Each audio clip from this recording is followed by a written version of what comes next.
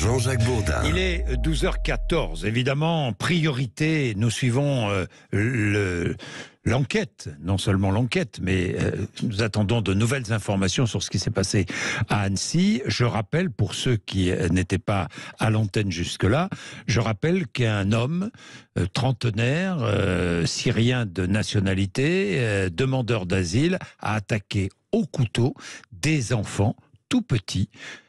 Des enfants tout petits et l'encadrement de ces enfants. Et ça provoque évidemment une colère, une rage.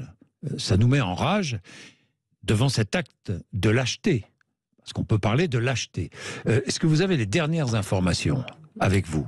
Eh bien, toujours ce bilan, à l'heure qu'il est, de 5 blessés, dont 4 enfants très bas âge, avec 3 des victimes qui ont leur pronostic vital engagé, 2 enfants et un adulte entre la vie et la mort. Elisabeth Borne se rend sur place. Elle est rejointe par le ministre de l'Intérieur, Gérald Darmanin, à Annecy. Bon.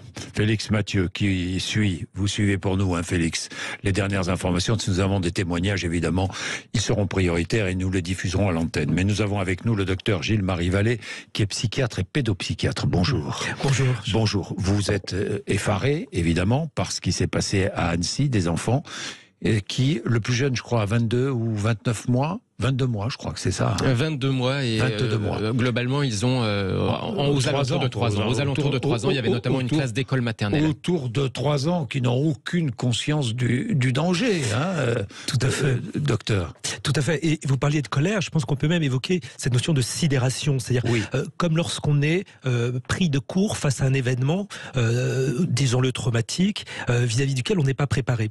Ce qu'on peut juste rappeler, c'est qu'effectivement, nous sommes des êtres humains, c'est-à-dire des êtres de compréhension. On a besoin de comprendre. Et je précise, comprendre n'est pas justifié et encore moins excusé. Mais ça permet de mettre du sens sur ce qui est insensé. Là, nous sommes face à un acte qui, de prime abord, est insensé.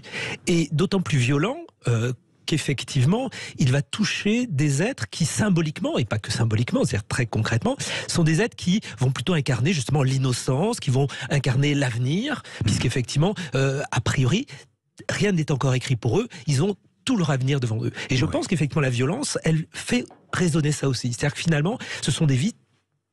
Alors, ils sont encore en vie, leur pronostic vital est très engagé, mais disons que voilà, ça porte atteinte à ce qui pourrait être l'innocence. Quand on est comme ça, si traumatisé, à l'âge, je pense à ceux qui ont été victimes des coups de couteau, qui ont été frappés, je pense à ceux qui ont été témoins de la scène. Quand on est comme cela, frappé par la violence, si jeune, comment est-ce qu'on peut, au fil du temps, ensuite évacuer tout cela ? Alors, probablement que la réaction ne va pas être la même pour les tout jeunes enfants, qui effectivement ont été atteints dans leur chair, et souhaitons-leur effectivement de survivre et de s'en sortir, parce qu'effectivement nos capacités, notamment lorsqu'on est tout petit, de résilience, de reconstruction sont énormes. Et il est très probable... sont plus grandes que plus âgées. Elles sont finalement plus grandes que plus âgées, mais aussi parce qu'effectivement, il n'y a pas forcément toute la conscience de l'intentionnalité qu'on peut y mettre. C'est-à-dire qu'effectivement, l'enfant va vivre, et même le nourrisson, le très jeune enfant va vivre effectivement l'acte dans sa chair, ça peut laisser des cicatrices psycho-affectives, traumatiques, mais qui ne vont pas être rattachées à des éléments de mémoire. Et ce que l'on peut espérer, c'est qu'effectivement la mémoire joue son rôle justement et gomme cet épisode-là pour qu'effectivement ils puissent grandir. Alors évidemment, si on leur raconte leur histoire en permanence, ça va s'imprégner en eux et de toute façon ça ne les laissera pas, ils n'auront pas un avenir comme les autres. Pour autant, je pense que les plus traumatisés, c'est ceux qui ont assisté à la scène, parce que eux, à la limite, plus que ceux qui ont été frappés. Plus que, je parle des enfants, parce que je parle des enfants, il y a un grand-père qui a été frappé, je pense que lui, ça va être très très dur de s'en remettre, parce que justement, lui, il a un âge où... au-delà des, parallèlement aux séquelles physiques qu'il pourrait avoir, il y aura des séquelles psychologiques, des séquelles psychologiques associées. Alors que chez les enfants, il peut ne pas y avoir de séquelles psychologiques. Alors, c'est difficile à affirmer, parce que plus tard, ce que l'on voit, et dans les cures d'adultes ou même dans les cures d'adolescents que je vois, on voit que certains épisodes traumatiques qui avaient été refoulés peuvent faire résurgence, peuvent revenir à l'occasion d'un traumatisme récent. C'est-à-dire qu'effectivement, un traumatisme à l'adolescence peut réveiller les séquelles d'un traumatisme plus ancien dont ils n'avaient pas forcément conscience parce qu'on ne leur avait pas dit ou parce qu'ils l'avaient oublié. Est-ce que les enfants qui ont assisté à la scène pourraient être plus traumatisés que ceux qui ont été directement atteints. C'est probable, parce qu'effectivement, un autre phénomène qu'on observe, c'est celui de le sentiment de danger permanent. C'est-à-dire que ceux qui ont été atteints, finalement, on est dans l'action-réaction. Ils ont été victimes et ils vont être pris en charge, et donc ils vont sortir, espérons-le, donc en bonne santé, de cet épisode. Donc il y a une forme de guérison, un peu comme quand on guérit d'un cancer. Pour ceux qui ont été témoins, peut rester en arrière-fond l'angoisse que ça arrive à nouveau et qu'ils soient victimes. C'est-à-dire que le fait d'avoir été témoin d'une agression et témoin proche peut ancrer en nous cette angoisse qu'il est très difficile à apaiser, que ça pourrait aussi nous arriver. Et donc ça peut générer effectivement des troubles anxieux chroniques. Alors évidemment, prise en charge indispensable. Là, c'est votre travail, le travail des pédopsychiatres. Alors c'est notre travail, puis c'est aussi, je dirais, un peu celui de la société en général. Parce que là, j'entendais un témoignage où on remettait en question l'intervention des forces de l'ordre. Et c'est vrai que ce genre de drame qui en plus est très vite médiatisé, renvoie aussi, d'autant que ça touche des innocents, au sentiment que l'on n'est plus protégé. Et là-dessus, je pense que la société et les médias aussi ont un rôle à jouer en disant si, nous le sommes, mais qu'effectivement, on ne peut pas parer à tout et que là, on est vraiment dans l'exemple même de, je dirais, l'accident, c'est-à-dire la situation imprévisible. 30 secondes avant que ça n'arrive, les forces de l'ordre ne pouvaient pas envisager que ça arrive. Et donc, ils ont réagi au plus vite, mais comme ils ont pu. Mais c'est important, parce que les enfants, ils ont besoin de savoir rassurer. Si on leur dit non, on n'est plus protégé, c'est terriblement angoissant. C'est terriblement angoissant. Nous avons de nouvelles informations concernant l'agresseur de nationalité syrienne, et puis avec aussi un témoignage, celui d'Anthony Le Tallec. Pour ceux qui aiment le foot,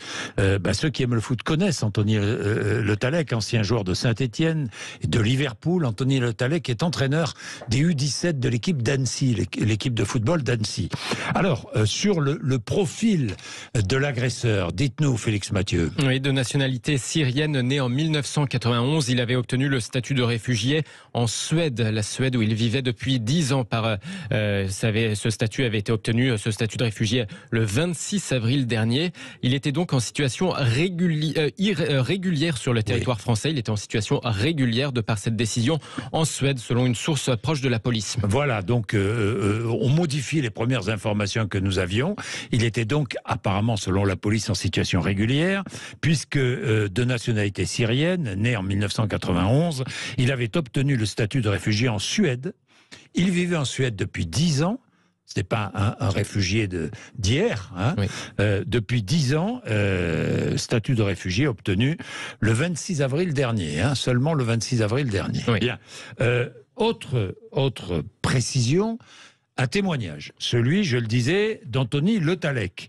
Anthony Le Tallec s'est confié au Dauphiné Libéré, ancien joueur de football de Saint-Étienne, de Liverpool, aujourd'hui entraîneur des U17 de l'équipe d'Annecy. Il était là au bord du lac car il courait.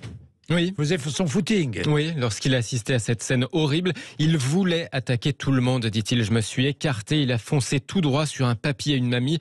Il a poignardé le papy, c'était la panique totale. Je pense qu'il avait une quarantaine d'années, un bandana ou un turban. Il l'a enlevé devant moi. Il ne disait rien de spécial, explique donc Anthony Le Tallec au quotidien régional Le Dauphiné Libéré. Il ajoute, c'était un peu irréel. Il criait, c'était pas forcément compréhensible ce qu'il disait. Il s'attaquait au bébé, il a pris la fuite. Les policiers sont arrivés, ils ont essayé de l'arrêter dans un premier temps sans ouvrir le feu. Quand il a compris qu'il était piégé, il s'est attaqué à une personne âgée et là, ils lui ont tiré dans les jambes. On connaît la suite pour le maîtriser et l'interpeller. Voilà le témoignage. Vous voulez réagir ? C'est effectivement, j'imagine, Gilles-Marie Vallée, extrêmement traumatisant pour tous ceux qui ont été là. C'est-à-dire qu'effectivement, dans ces moments-là, il y a une forme de sidération de la pensée. C'est-à-dire que c'est quelque chose qui survient alors qu'on ne pouvait pas l'imaginer. Et c'est ce qui définit le traumatisme, en fait. C'est ce qui définit le traumatisme. Bien, vous allez évidemment suivre Sud Radio, vous aurez toutes les informations avec Philippe David qui va me succéder, mais je voudrais, en quelques mots, docteur Gilles-Marie Vallée, revenir Ça n'a rien à voir avec ce qui s'est passé à Annecy, mais sur ce qui s'est passé à Morsan-sur-Orge, dans une école maternelle, l'école maternelle Ferdinand Buisson. Ça s'est passé lundi, dans cette école maternelle, au moment de la pause, à midi, entre midi et 14h. Deux enfants de 5 et 6 ans ont violenté, agressé une autre enfant de 4 ans, au sein même de l'école. Certains parlent de viol, agression sexuelle dans tous les cas. Mais comment est-ce possible ? Alors comment est-ce possible ? C'est vrai que c'est la question à poser, parce que ce que l'on observe, ce que les thérapeutes d'enfants ou ce que les spécialistes de l'enfance savent, c'est qu'effectivement, si on évoque ce qui est, je dirais, naturel, au cours du développement psychosexuel de l'être humain et de l'enfant, parce que les enfants sont des êtres en développement, qui ont besoin de développer toutes leurs, je dirais à la fois toutes leurs compétences, pas seulement intellectuelles, mais aussi relationnelles. Chez les jeunes enfants, il peut y avoir une curiosité, et notamment au moment du démarrage de la scolarisation, parce que c'est le moment où on intervient, où on est socialisé, on rencontre les autres, on voit des différences, donc il peut y avoir une curiosité, mais cette curiosité sexuelle passe plutôt par des jeux, et des jeux qui sont effectivement des jeux un peu symboliques. On joue au docteur ou au coiffeur, on joue au papa et à la maman, donc quelque chose qui, mais justement, pas agressif. Exactement, qui n'est pas du registre de l'agression. Là, vous hésitiez sur les mots, il semblerait, mais l'étude le confirmera, qu'il y a effectivement une vraie agression, donc une agression sexuelle, avec éventuellement des actes qui pourraient parler qui pourraient faire évoquer l'idée de viol. Or, ce que l'on observe, c'est que il est extrêmement rare que dans les attitudes comme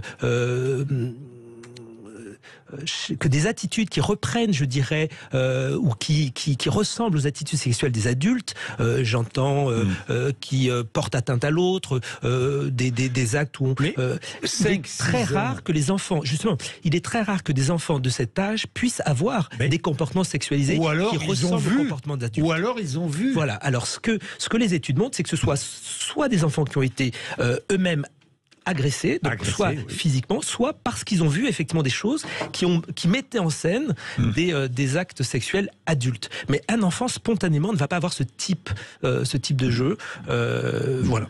Bien. Merci beaucoup, docteur Gilles-Marie Vallée, d'être venu nous voir. Je rappelle, vous êtes psychiatre et pédopsychiatre, auteur de Les 101 règles de l'éducation bienveillante. Je dis bienveillante.